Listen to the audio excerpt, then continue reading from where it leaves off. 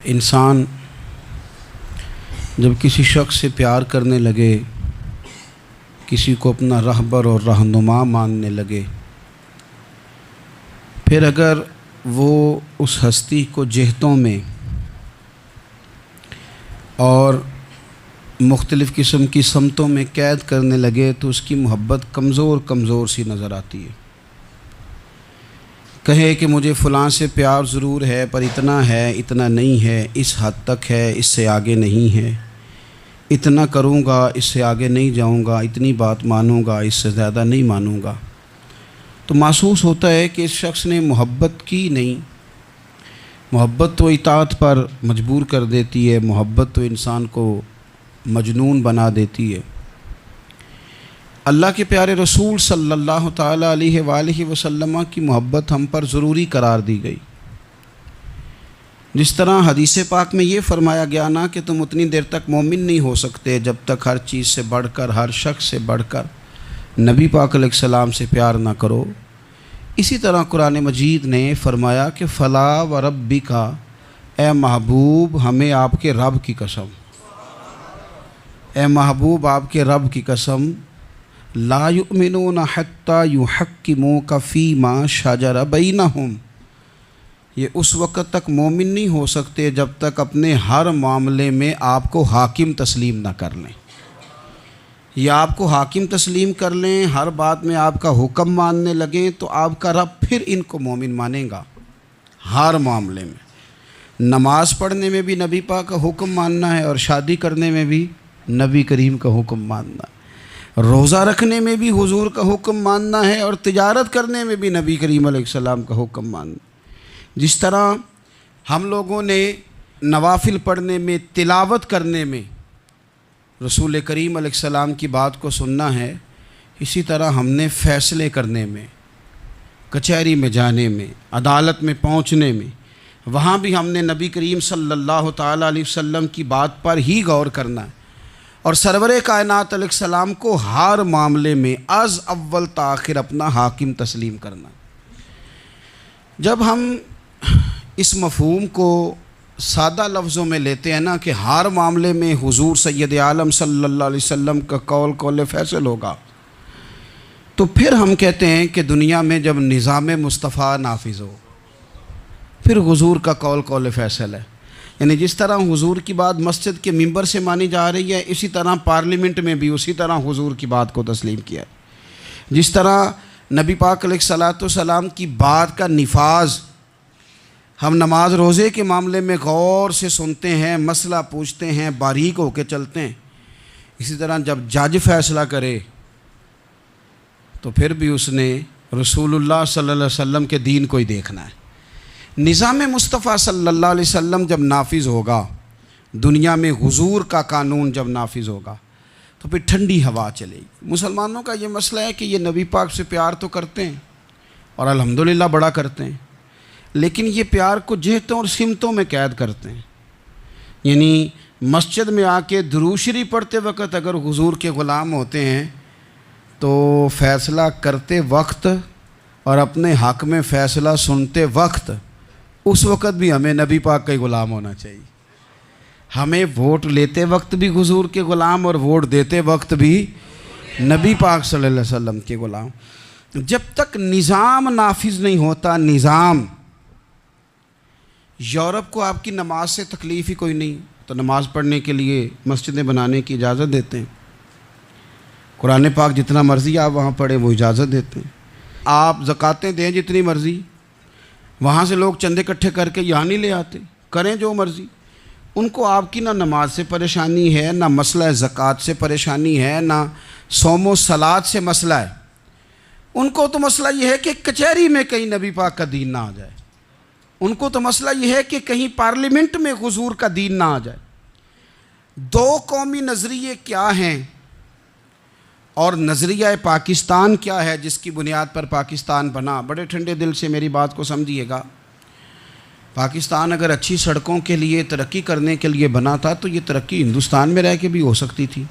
India والے کہتے ہیں کہ ہم نے ترقی نہیں کرنی، کچی سڑکوں پہ چلنا ہے، ہم نے ٹیکنالوجی نہیں بنی، یہ کام وہاں بھی ہو سکتا تھا۔ اگر آپ یہ کہیں کہ پاکستان جمہوریت کی مضبوطی کے لیے بنایا تھا کہ ڈکٹیٹر کوئی نہیں آئے گا، صرف جمہوری قوتیں کام کریں گی، تو جمہوریت میں تو انڈیا بظاہر آگے نکل گیا ہے، ان کی جمہوریت تو زیادہ اچھی نظر آتی ہے، کبھی ڈکٹیٹر نہیں آیا۔ آپ نے پاکستان کیوں بنایا؟ اگر آپ نے یہی کام کرنے تھے، فحاشی اور یانی اور جو مرضی جس کے من میں آئے کرے، اور کوئی فرق نہ ہو یہاں کے اور وہاں کے کلچر میں، رشوت خوری، بھتہ خوری اور ناجائز فروشی، سارے کام اگر ہونے تھے تو یہ کام وہاں بھی ہوتے ہیں۔ پاکستان کیوں بنا؟ کیوں اتنی ساری 40,000 لوگوں نے اپنی جانوں کی قربانیاں دیں؟ دنیا کی سب سے بڑی ہجرت ہوئی ہے، سب سے بڑی، جب پاکستان بنا۔ یہ سب سے بڑی ہجرت تھی، اتنی بڑی ہجرت ہی کبھی نہیں ہوئی۔ کیوں اتنا کچھ ہوا؟ وہ اس لیے ہوا کہ ہمیں بتایا گیا تھا کہ وہاں نہ سوشلزم، نہ وہاں خالی جمہوریت کا راگ الاپا جائے گا، بلکہ ایک بلند نعرہ لگایا گیا تھا۔ نعرہ کیا تھا؟ پاکستان کا مطلب کیا؟ پاکستان کا مطلب کیا؟ لا الہ الا اللہ محمد رسول اللہ صلی اللہ علیہ۔ یہ عنوان بنایا گیا۔ غریب آدمی کو بتایا گیا کہ جب پاکستان بنے گا تو وہاں حضور کا نظام نافذ ہوگا، جاگیردار کی اور غریب کی تفریق ختم ہوگی۔ جس طرح امیر کے بچے کو کالج میں داخلہ ملے گا، غریب کے بچے کو بھی ملے گا۔ وہاں بتایا گیا کہ لوگ وہاں ہر لحاظ سے اپنے آپ کو برابر سمجھیں گے۔ وہاں وہی بات ہوگی جو جناب صدیق اکبر کرتے تھے، وہاں وہی جملے دہرائے جائیں گے جو حضرت عمر فرماتے تھے، وہاں اسی طرح غریب پر سخاوت کی جائے گی، اسے دیا جائے گا جس طرح حضرت عثمان غنی کرتے تھے، وہاں اسی طرح فقر کا دور دورہ ہوگا، سادگی کا حسن ہوگا، اپنائیت کا نور ہوگا جو مولا علی شیر خدا نے عطا فرمایا تھا۔ اس سوچ کی بنیاد پر پاکستان بنایا گیا، اس سوچ کی بنیاد پر، اور اسی سوچ کو آگے لے کر کے جایا گیا۔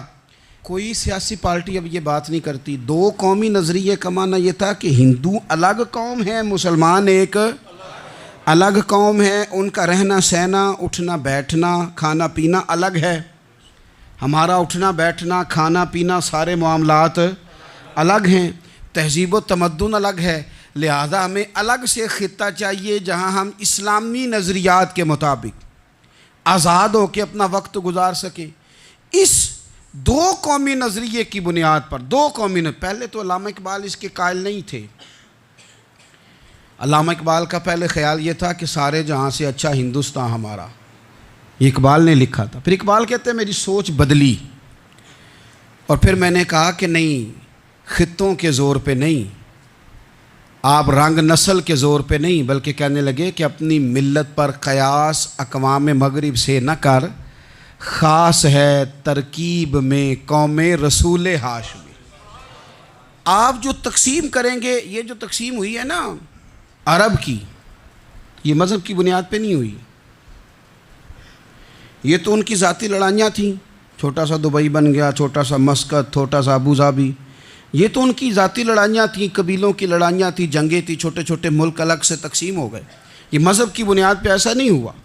دنیا میں جتنی ریاستیں ٹوٹ کر بڑی ریاستوں سے الگ ہوئیں تو اس میں یہ تھا کہ ہماری قوم الگ ہے، ہم سردار علیحدہ سے ہیں، اس لیے ہم علیحدگی پسند ہیں۔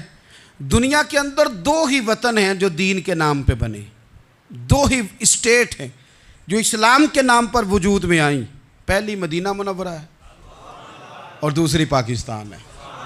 خالص مذہب کے نام پر یہ دو ریاستیں وجود میں ہیں، ایک مدینہ طیبہ اور دوسرا پاکستان۔ پاکستان کا مطلب کیا؟ لا الہ الا اللہ محمد رسول اللہ صلی اللہ علیہ وسلم۔ اس بنیاد پر اس وطن کو، خطے کو حاصل کیا گیا، یہی نعرہ لگایا گیا، یہی نعرہ محمد علی جناح لگاتے تھے، یہی ڈاکٹر اقبال لگاتے تھے، یہی نعرہ چودھری رحمت علی لگاتے تھے، یہی وہ نعرہ تھا جس نعرے کو تحریک پاکستان کے قائدین نے آگے پہنچایا۔ اس زمانے میں جو رائٹر لکھتے تھے ان کی تحریریں آپ آج بھی نکال کے دیکھ لیں، وہ کہا کرتے تھے کہ پاکستان قائم ہوگا تو امیر غریب کی تفریق ختم ہوگی، پاکستان میں وہی نظام آئے گا جو نظام رسول پاک صلی اللہ علیہ وسلم لے کے آئے، قرآن کو نافذ کر دیا جائے گا۔ یہ اس زمانے کے لوگ لکھا کرتے تھے، بیان کرتے تھے، اسی کا ابلاغ ہوتا۔ پتہ نہیں پھر کس کی نظر لگی، کیا ہوا، اور تحریک پاکستان میں جذباتی طور پر علماء نے کردار ادا کیا۔ علماء نے، حضرت مولانا عبدالحامد بدایونی، حضرت مولانا سید نعیم الدین صاحب مراد آبادی، حضرت مولانا عبدالعلیم صاحب میرٹھی، اور ایک بڑا نام امیر ملت حضرت پیر سید جماعت علی شاہ صاحب محدث علی پوری، 100 سال سے زیادہ عمر کے بابا جی تحریک پاکستان کے لیے جلسے ہو رہے ہیں۔ بابا جی سے اٹھا نہیں جاتا، تو جس طرح 4 لوگ چارپائی پہ جنازہ اٹھاتے ہیں، اس طرح 4 لوگوں نے چارپائی پہ بابا جی کو اٹھایا ہوا ہے، امیر ملت سید زادے، اور چارپائی ان کی اٹھا کے جلسوں میں لے جائی جاتی ہے، اور وہ تقریریں کرتے ہیں اور کہتے ہیں سنو بھائی، جو مسلم لیگ کو ووٹ نہیں دے گا پھر ہم اس کا جنازہ بھی نہیں پڑھائیں گے، جو ووٹ نہیں دے گا ہم دفن بھی نہیں ہونے دیں گے اپنے قبرستانوں میں، جو ووٹ نہیں دے گا ہمارا مرید ہی نہیں۔ اتنے جذبات میں لا کے 40,000 لوگوں نے قربانیاں دیں۔ ایک نظریہ تھا کہ ہندو الگ قوم ہے، مسلمان ایک، اور پھر پاکستان بنایا گیا۔ آج کیا دھما چوکڑی ہے، کیا ذاتوں پاتوں کی بنیاد پر؟ یہ تو ہندوؤں کا طریقہ تھا کہ وہ ذاتیں پاتیں گنتے تھے کہ یہ برہمن ہے، یہ شوتری ہے، یہ کھتری ہے، یہ فلانا ہے، یہ ہمارے گھر نہیں آ سکتا، یہ نیچ ہے۔ اور اگر آج اس ملک میں بھی الیکشن ذات کی بنیاد پہ لڑا جائے، اور یہاں بھی صرف اس لیے سپورٹ کیا جائے کہ یہ میری برادری کا ہے، صرف اس لیے سپورٹ کیا جائے کہ میرا قبیلہ ہے، پہلے دیکھا جائے کہ یہاں کون سی برادری مضبوط ہے تو اس کینڈیڈیٹ کو ٹکٹ دیا جائے، تو پھر کیا آپ نے وطن بنا کے کیا کمال کیا؟ تو اس کا ایک نظریہ ہے۔ کیا نظریہ ہے؟ کہ مسلمانوں کا رہنا، اٹھنا، بیٹھنا، کھانا پینا الگ ہے۔ دیکھو ایک سادی سی بات ہے، یا آپ نے داڑھی رکھنی ہے، مونچھیں رکھنی ہے، تو اس پر بھی نبی پاک صلی اللہ علیہ وسلم نے کہا کہ الگ سے تمہاری شناخت ہونی چاہیے، الگ سے۔ فرمایا تم نے یہودی چونکہ مونچھیں بڑی رکھتے تھے، فرمایا تم نے داڑیاں بڑی کرنی ہیں، مونچھیں پست رکھنی ہیں، یہودیوں کی مخالفت کرنی ہے۔ یہ لفظ ہیں حدیث میں ساتھ۔ سادی سی بات ہے نا، پگڑی باندھنی ہے، باندھ لے کوئی آدمی۔ ہمارے پنجاب میں لوگ پگڑی بھی کہہ دیتے ہیں، صافہ بھی کہہ دیتے ہیں، کلہ بھی کہہ دیتے ہیں، جو جس کے من میں آیا۔ لیکن حضور نے تاکید لگائی، فرمایا خاص ہے یہ بھی، یہ اسلام کا کلچر ہے، کلچر الگ سے ہے۔ فرمایا یہودی بغیر ٹوپی کے سر پہ پگڑی باندھتا ہے، تم نے پہلے ٹوپی پہننی ہے پھر پگڑی باندھنی، یہودی کی مخالفت کرنی۔ یہ الگ کلچر ہے، الگ تہذیب ہے مسلمانوں کی، خاص ہے ترکیب میں قوم رسول ہاشمی۔ آپ کی عدالت میں وہ والا نظام نہیں ہوگا جو امریکہ میں ہے، آپ کی عدالت میں وہ والا نظام نہیں ہوگا جو برطانیہ میں ہے، آپ کے پارلیمنٹ میں وہ نظام نہیں چلے گا جو یورپ کا، برطانیہ کا، فلانے کا فلانے کا ہے۔ آپ کی پارلیمنٹ میں، آپ کی عدلیہ میں وہ نظام چلے گا جو قرآن کا ہے اور رسول اللہ کے فرمان کا ہے۔ یہ نظریہ تھا، نظریہ۔ اب اس نظریے کی لوگ بات ہی نہیں کرتے، عوام بھی نہیں کرتی، بالکل نہیں۔ میں بڑی دیر سے رونا رو رہا ہوں، بہت سارے بڑی بڑی گدیوں کے پیر بھی نہیں کرتے۔ ان کو پتہ ہے کہ اگر نظام مصطفیٰ نافذ ہوتا ہے تو مجھے بھی بتانا پڑے گا کہ 80 مربع کہاں سے آئے، مجھے بھی بتانا پڑے گا کہ یہ جو میں 1.25 کروڑ کی کار میں گاڑی میں گھومتا ہوں تو یہ کہاں سے آئی، حساب دینا پڑے گا۔ اور پھر جب پاکستان بن گیا، قربانیوں کے بعد بنا، آپ نے ناراض نہیں ہونا، میرا مہاجر فیملی سے تعلق ہے، جو عزیز رشتہ دار قریبی یہاں رہتے تھے نا، مقامی، وہ تو مہاجروں میں رشتہ داری نہیں کرتے تھے۔ صحیح کہہ رہا ہوں؟ کہتے ہیں مہاجر ہے، اچھا جی غیر مسلم ہے، جگہ نہیں دیتے تھے رہنے کو۔ میں کیسے آپ کو بات بتاؤں؟ پھر اس چھوٹی چھوٹی غلطیوں کو لوگوں نے ووٹ بنا کے بڑی بڑی قتل و غارت نہیں کی اس ملک میں۔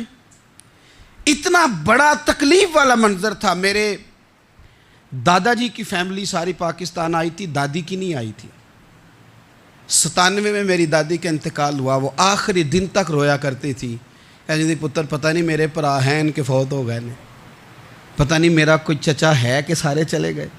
کس لیے آپ نے، اگر یہی دھما چوکڑی سیاست کی کرنی تھی، ذات پات آپ نے رکھنی تھی، تو وہاں کوئی دکھ تھا؟ یہ تماشے تو وہاں بھی ہو رہے۔ وہ آخری دن تک رویا کرتی تھی۔ اب تو خیر آنکھیں بڑی جدید، ان کا آپریشن ہوتا ہے، تو ایک زمانے میں آنکھوں کا آپریشن ہوتا تھا، ڈاکٹر کہتے تھے لائٹ بند رکھو، سبز رنگ کی پٹی باندھو، 4 گھنٹے کے بعد دارو ڈالنا ہے آنکھ میں، ڈراپس ڈالنے۔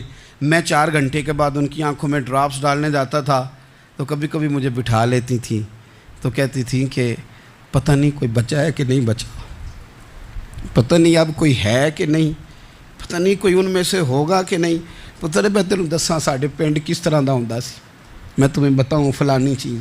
پھر جناح نے اعلان کیا تھا کہ ملک بن گیا. کہتی تھی ہم نے بڑا کہا اپنے رشتہ داروں سے کہ چلیں, پر وہ کہتے تھے یہ تو تھوڑے دنوں کی بات ہے, سب نے واپس آ جانا ہے. میں نے 2 دفعہ یہ ماحول دیکھا ہے اٹاری اسٹیشن پہ, واگا بارڈر پہ, ایئرپورٹوں پہ. ایک بھائی ادھر ہے, ایک ادھر ہے. اس طرح تڑپ کے روتے ہیں جب لوگ انڈیا پاکستان آتے جاتے ہیں. کیوں آپ نے یہ سارا کچھ کیا؟ صرف ایک نعرہ تھا کہ پاکستان کا مطلب کیا؟ لا الہ الا اللہ محمد الرسول اللہ. صرف ایک نعرہ تھا کہ یہاں ہم حضور کا دین لے کے آئیں گے. وہ دین تم لائے نہیں.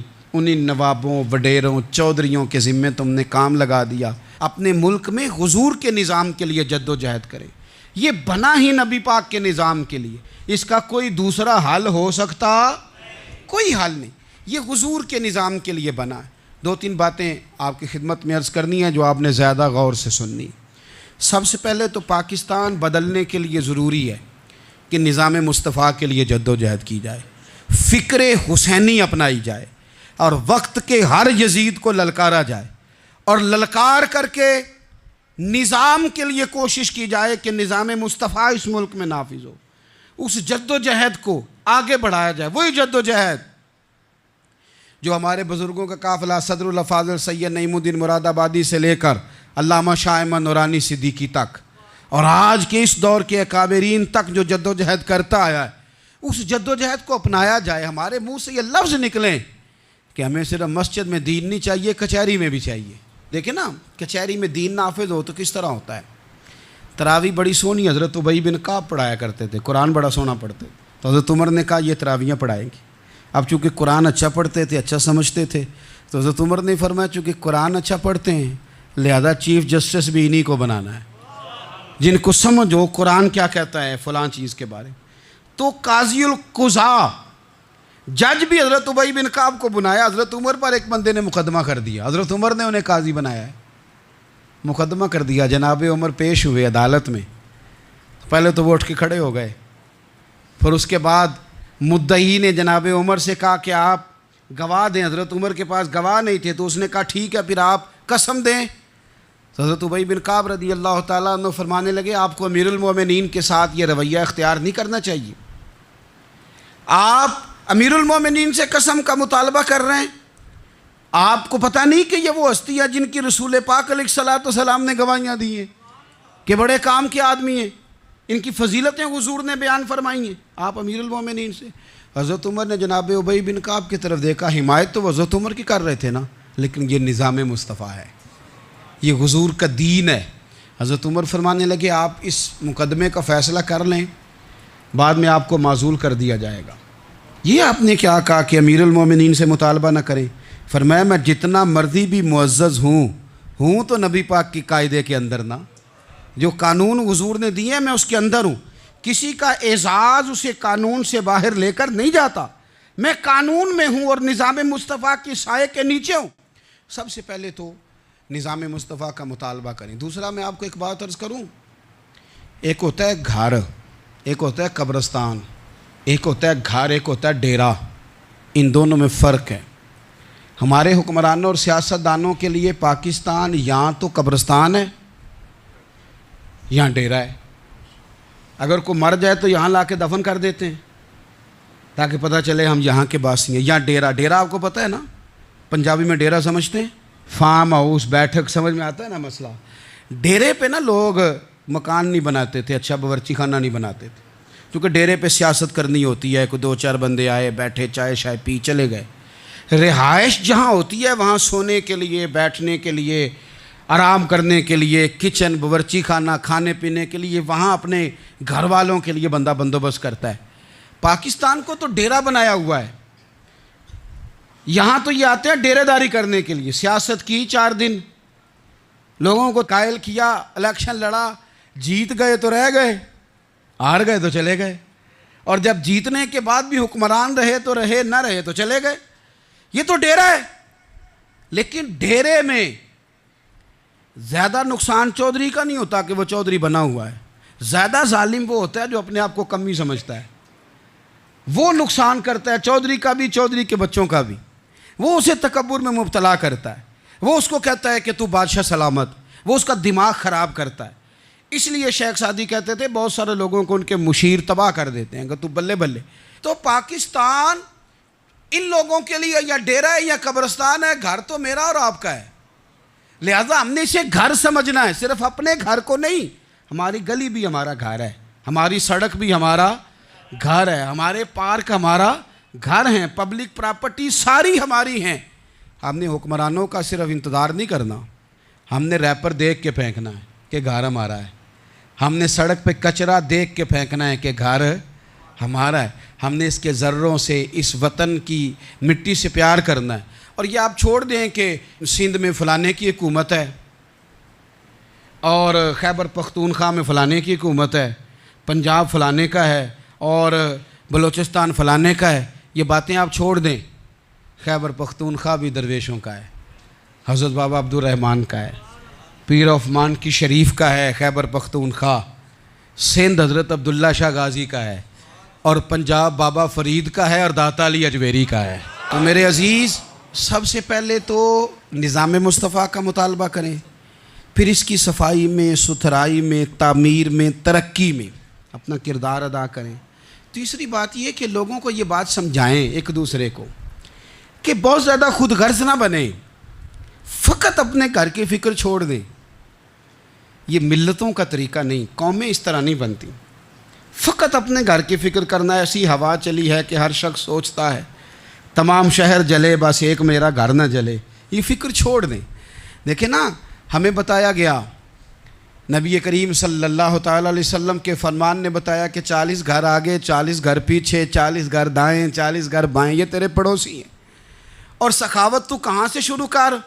حضور نے جناب ابو ذر غفاری سے فرمایا تھا کچھ نہ ہو سکے تو شوربہ ہی زیادہ پکا لیا کر، اسی سے پڑوسیوں کا بھلا کر۔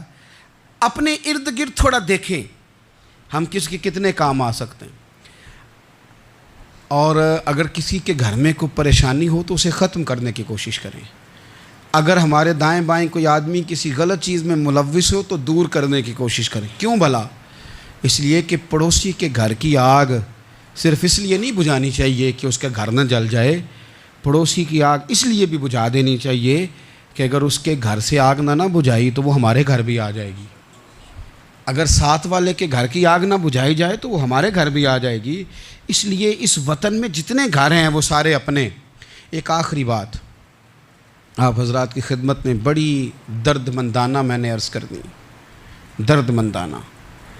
اگر سیاستدان امیر کبیر ہمارا بھلا نہیں کرتے تو چلو ہم ہی ایک دوسرے کا بھلا کرنا شروع کر دیں، تھوڑا تھوڑا نفع کرنا شروع کر دیں۔ حضور علیہ السلام نے فرمایا لوگوں میں بہتر وہ ہے جو لوگوں کے لیے نفع مند ہو۔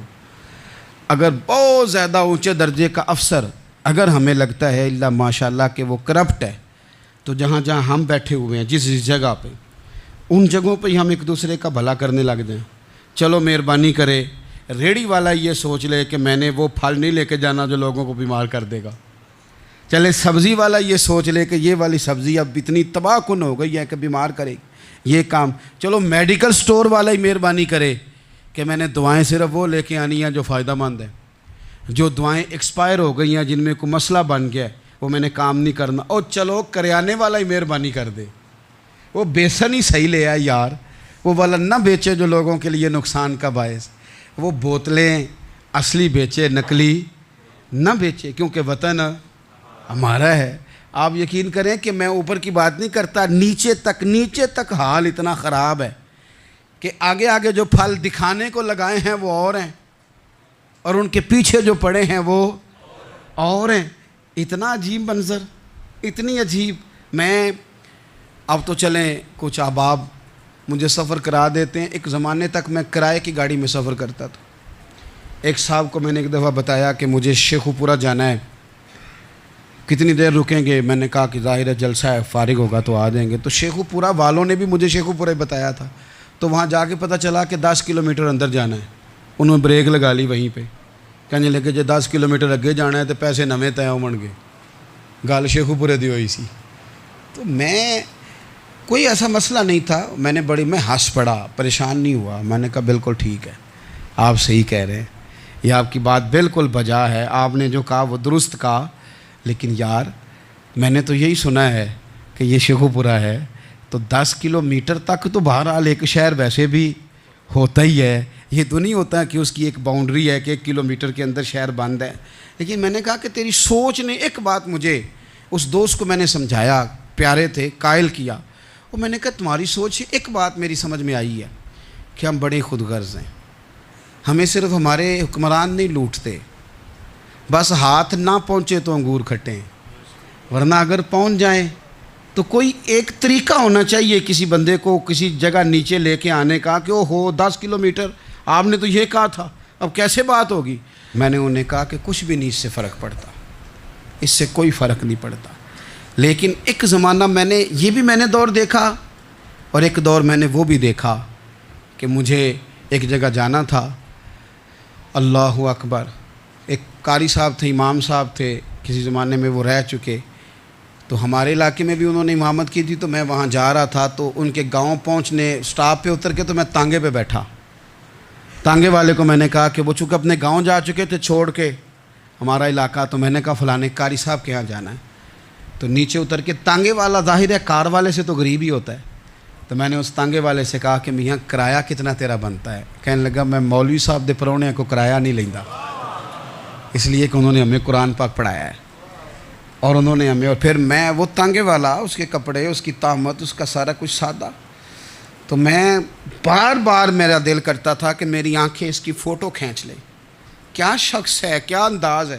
اور وہ مجھے کہنے لگا مولوی صاحب واپس کدوں کو جانا دے؟ میں نے ان سے کہا کہ میں نے نا جی شام کو ہی واپس لوٹ جانا ہے، تو کہنے لگے میں ڈیگر کو تک تہاڈا ویٹ کراں گا تے میں تانوں ڈیکاں گا، ایک سواری کٹ پاواں گا، میرا دل کردا ہے مولوی صاحب دا پرونا واپس بھی فری جائے، کیا اس کی آمدن ہوتی ہے تانگے والے کی۔ وہ بندہ بھی یاد رہ گیا، یہ بندہ بھی یاد رہ گیا، خدا را ہم یاد رہیں گے، مہربانی کریں آپ ایک دوسرے کا تھوڑا تھوڑا بھلا کریں، ایک دوسرے کی تھوڑی تھوڑی خیر کریں، ایک دوسرے کا تھوڑا تھوڑا نظریہ۔